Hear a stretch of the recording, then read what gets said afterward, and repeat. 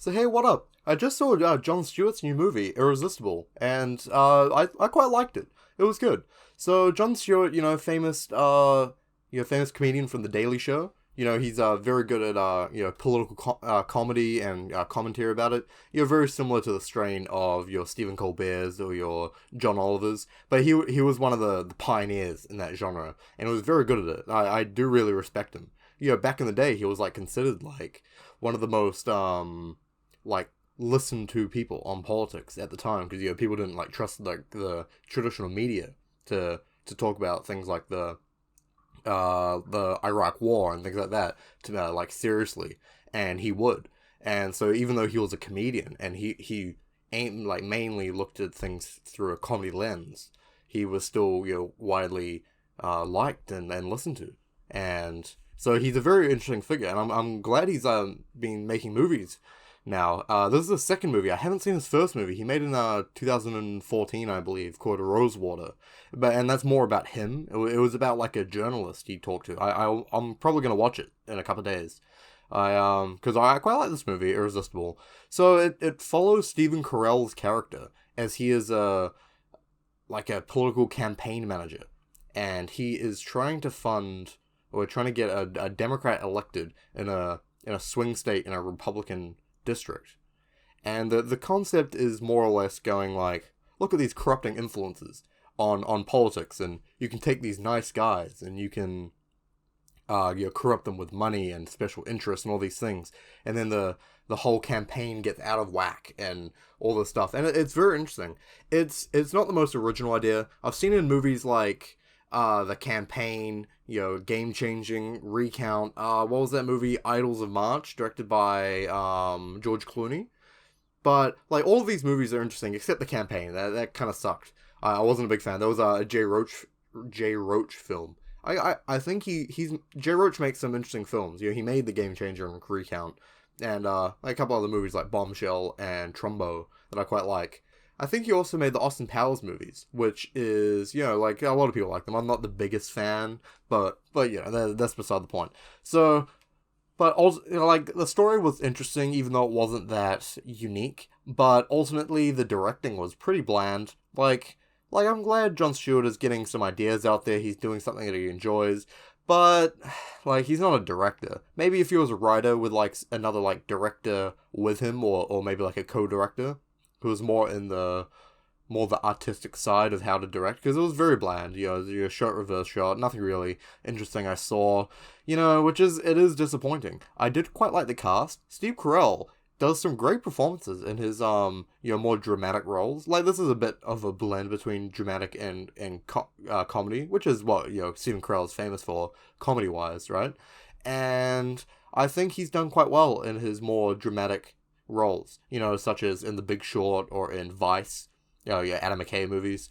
And I really enjoy his role in this. He's fun, he's fun to watch. Not too deep, like none of this movie is too deep. Like it has interesting themes, but nothing like under surface level, right? Nothing that they don't hit you over the head with.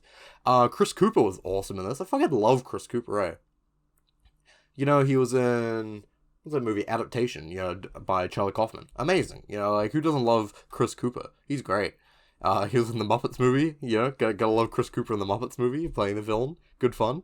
So the message of this is all about, corrupting influence and super PACs and campaign donations, and, and really targets the rural divide, the divide between rural America and, American suburbanites and things like that, like, that difference from, the Central America to like a New York or an LA type person, and it is interesting, and it's something we know, like, it is a thing. You see it in modern day politics. Like, I'm from New Zealand, right, but I'm still very interested in American politics, and it is fun to see, like these are interesting things about the too much money in politics. And it brings up the things of, should you be free to spend your money how you want, but the problem is when rich people are spending their money to fund the people they want to get in. Who do they want to get in? The people that are going to keep them rich and keep other people down, So, like, maybe, it's a tricky situation. Like, I'm pretty,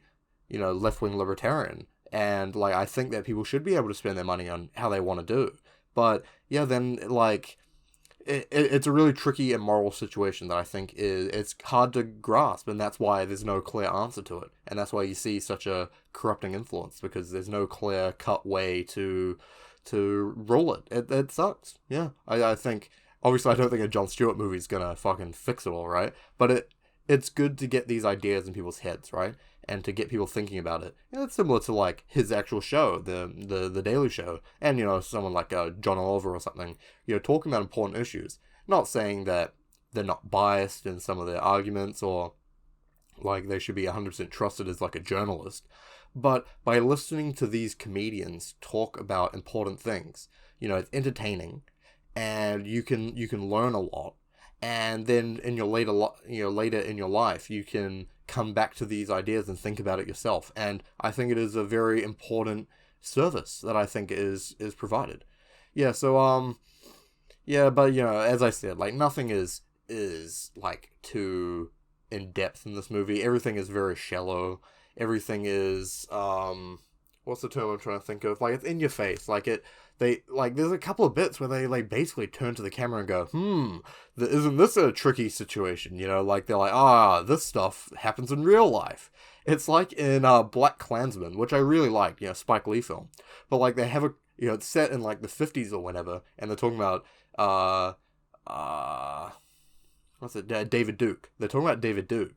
And they're like, if only I hope no one like this ever gets in the you know, in the White House. That would be terrible. And it's like they're looking at the camera like, Trump. You know, it's so, like, in your face and a little obnoxious.